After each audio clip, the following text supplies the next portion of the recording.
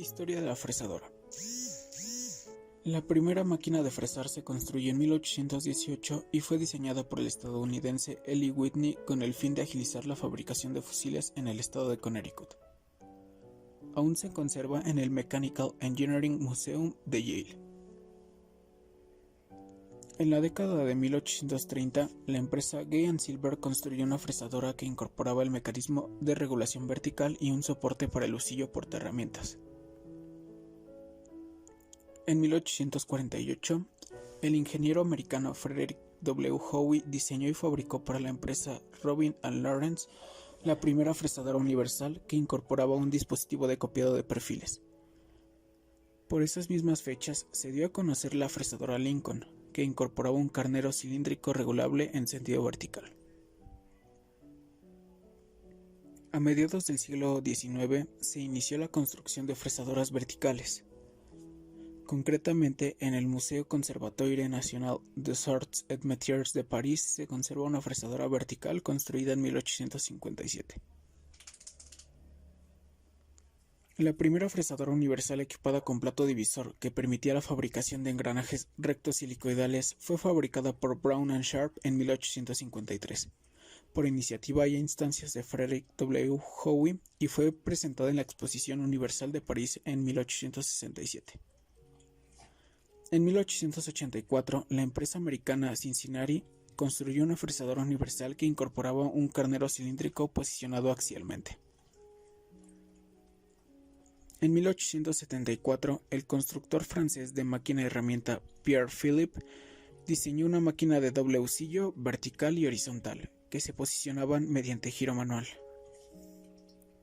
En 1894, el francés R. Gier diseñó un cabezal universal con el que se pueden realizar diferentes mecanizados con variadas posiciones de la herramienta. Este tipo de cabezal, con ligeras modificaciones, es uno de los accesorios más utilizados actualmente en las fresadoras universales. En 1938 surge la compañía Bridgeport Machines Inc. en Bridgeport, Connecticut, que en las décadas posteriores se hace famosa por sus fresadoras verticales de tamaño pequeño y mediano. Introducción del control numérico. El primer desarrollo en el área del control numérico por computadora, o CNC, lo realizó el inventor norteamericano John T. Parsons junto con su empleado Frank L. Student en la década de 1940. El concepto de control numérico implicaba usar datos en un sistema de referencia para definir las superficies de contorno de las hélices de un helicóptero. La aplicación del control numérico abarca gran variedad de procesos. Las aplicaciones se dividen en dos categorías: las aplicaciones con máquina herramienta, tales como taladro, fresado, laminado o torneado, y las aplicaciones sin máquina herramienta, tales como el ensamblaje, trazado, oxicorte o metrología. El principio de operación común de todas las aplicaciones del control numérico es el control de la posición relativa de una herramienta o elemento de procesado con respecto al objeto a procesar. Al principio los desplazamientos eran de punto a punto y se utilizaban básicamente en taladradoras. La invención de las funciones de interpolación lineal y circular y el cambio automático de herramientas posibilitó la construcción de una generación de máquina-herramienta con las que se taladra rosca, fresa e incluso se tornea, que han pasado a denominarse centros de mecanizado en lugar de fresadoras propiamente dicha. Objetivos del video. El objetivo de este video es informar a los alumnos de su uso de la fresadora, su historia, sus partes, los tipos de fresadora, los mecanizados que puedes hacer de la fresadora y las herramientas. ¿Qué es la fresadora? La fresadora es una máquina herramienta para realizar trabajos mecanizados para arranque de viruta mediante el movimiento de una herramienta rotativa de varios filos de corte, denominada fresa.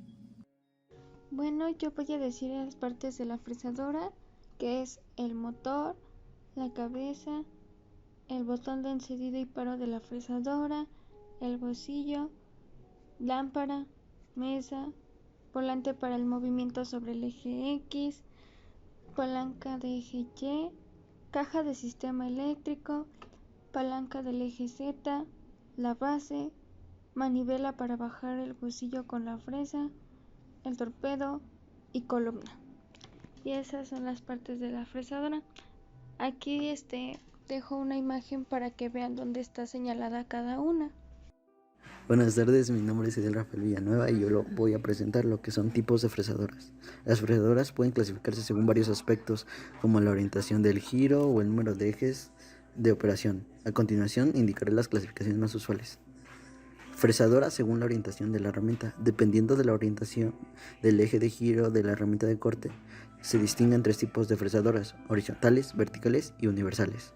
Una fresadora horizontal utiliza fresas cilíndricas que se montan sobre un eje horizontal, accionado por el cabezal de máquina y apoyado por un extremo sobre dicho cabezal y por otro un rodamiento situado en el puente deslizante llamado carnero.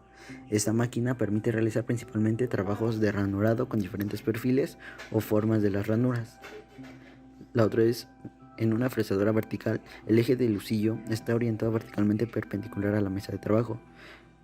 Las fresas de corte se montan en el husillo y giran sobre su eje. En general, pueden desplazarse verticalmente, bien el husillo o bien la mesa, lo que permite profundizar el corte. Hay dos tipos de fresadoras verticales, que son las fresadoras de banco fijo o de bancada y las fresadoras de torreta o de consola. Después vamos con la fresadora universal, que tiene el husillo principal para el acoplamiento de ejes portaherramientas horizontales y un cabezal que se acopla a dicho husillo y que convierte la máquina en una fresadora vertical. Otras son las fresas especiales. Además de las fresadoras tradicionales, existen otras fresadoras con características especiales que pueden clasificarse en determinados grupos. Sin embargo, las formas constructivas de estas máquinas varían sustancialmente de unas a otras dentro de cada grupo, debido a las necesidades de cada proceso de fabricación. Las fresadoras circulares tienen una amplia mesa circular giratoria por encima de la cual se desplaza el carro portaherramientas, que puede tener uno o varios cabezales verticales. Las fresadoras copiadoras disponen de dos mesas, una de trabajo sobre la que se sujeta la pieza a mecanizar y otra auxiliar sobre la que se coloca un modelo. El eje vertical de la herramienta está suspendido en un mecanismo con forma de pantógrafo que está conectado también a un palpador sobre la mesa auxiliar. Las fresas de pórtico, también conocidas como fresas de puente. El cabezal portaherramientas vertical se halla sobre una estructura con dos columnas situadas en lados opuestos de la mesa. La herramienta puede moverse verticalmente y transversalmente, y la pieza puede moverse longitudinalmente. Fresadoras puente móvil. En lugar de moverse a la mesa, se mueve la herramienta en una estructura similar a un puente grúa. Se utilizan principalmente para mecanizar piezas de grandes dimensiones. Fresadora de madera. Es una que utiliza una herramienta rotativa para realizar fresados en superficies planas de madera.